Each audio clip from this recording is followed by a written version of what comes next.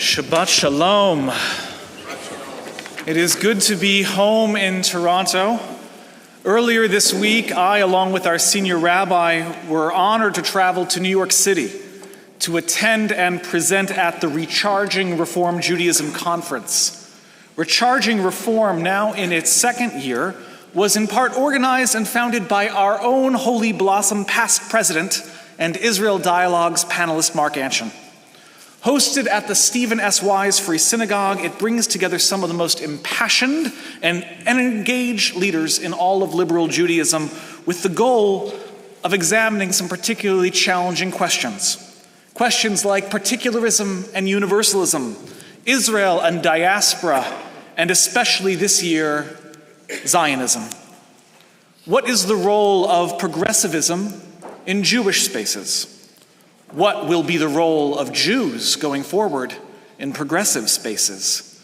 These important and timely questions have many answers, and in keeping with our tradition, none of them were simple. And while each session I attended was thought-provoking and challenging, nothing quite topped the opening plenary of the conference, helmed by three incredible speakers. The first was Eden Yedegar, a leader of Jewish students at Columbia University. If you have read in the last few weeks that letter from Jewish Zionist Columbia students titled, "In Our Name," then you have read Eden's words. And it became clear to me that Eden's activism, that her leadership comes from a place of nearly biblical courage. The same sort of courage that found our prophets in the very moment of their calling. She never sought to lead. She doesn't look to provoke her classmates or her professors or her institution. Even today, she is not looking for a fight. But she also refuses to sit quietly by, while first her student community and then her university, in her own words, abandons her. She notes with only a hint of irony the pain that she experiences as a second-generation American Jew from Iran, being shouted at by a crowd of protesters to, quote, "go back to Poland." The only moment when her pain shone through was when her voice cracked in this simple statement: "I refuse to be tokenized." She was simply stunning. An incredible vision of resilience and poise. It is no wonder that Eden, in her appearances on CNN through contributions to the Times of Israel, has become one of the leading faces of Jewish students in America, and thank God for her. Thank God for her, and thank God for the young Jews who are like her in this next generation, who proudly wear their Judaism and proudly stand up for our people. I encourage you to watch her presentation. I encourage you to watch the entire plenary. It's available online, and you can ask me how to find it after Shabbat. Another voice on this very same panel was none other than Jonathan Greenblatt, the current CEO and national director of the Anti-Defamation League, the ADL. And he described what is happening to us right now in the Jewish world is the nearly unfathomable level of rising Jew hatred in the world to be akin to a tsunami. Because there is no other term that can describe the raw power, the geological force, as it were, that is coming across our entire planet. He shared that there is not a single Jewish community in the world right now that is unaffected by what's going on. In the 7 largest Jewish communities on our planet, each has reported a staggering rise in hatred, violence, and reportable incidents in the hundreds, if not thousands, of percentage.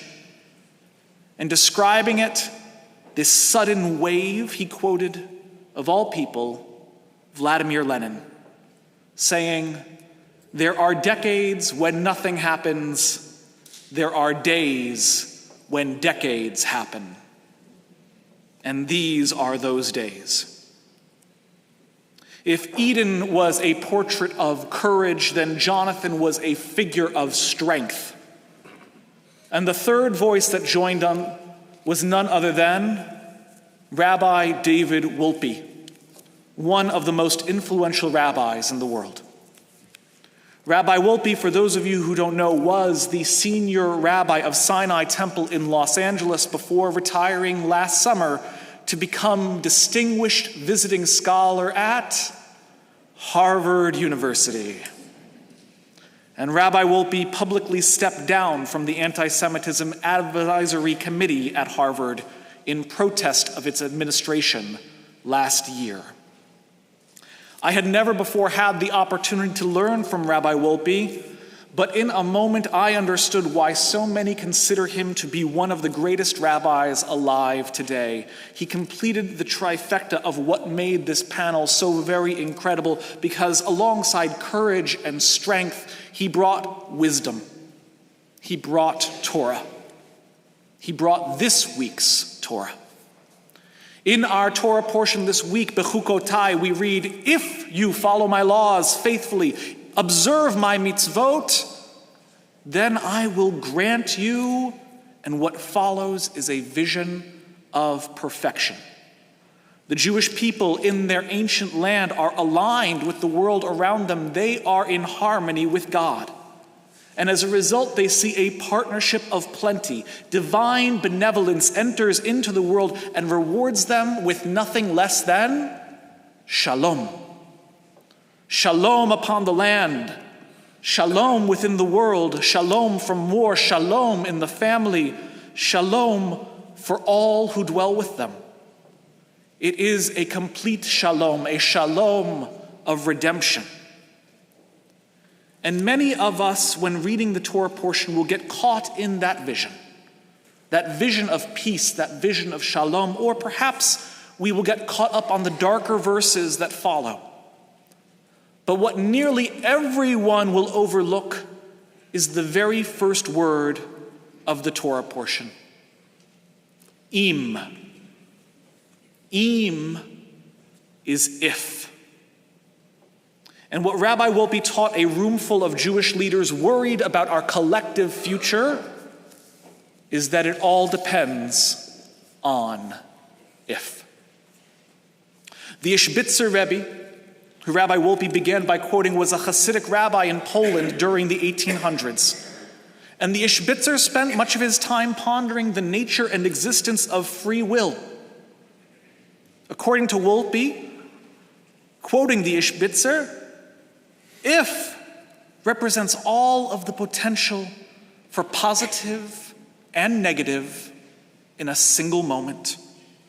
If contains nearly infinite possibilities. If this had happened, if this had not happened, if I had just said this, if I had just not said that, if I had just paid more attention, if I had just been with them a little more often. If is the uncertainty of our action, of our choice. If is our mournful cry when we yearn for a different outcome or a single extra moment. If is the active choice we make when we wish to be close to God.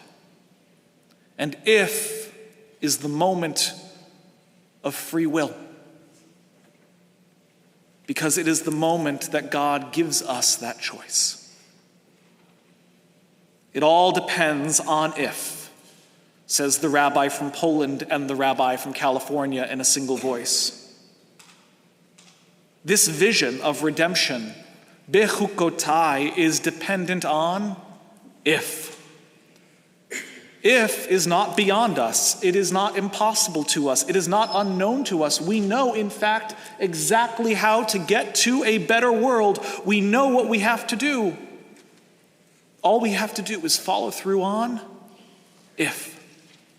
Be guardians of our values, our statutes, and our commandments. Love our heritage, love our pride, love our Torah that God has given to us to carry forth. If you walk in my ways, says the Torah, that's all it takes. The if is not a mystery, it's a charge. The if is not a word of regret, it is an empowerment. But more than that, says Wolpe, now quoting the great Spanish rabbi, the Mincha Belula, the redemption of the Jewish people has always been this way.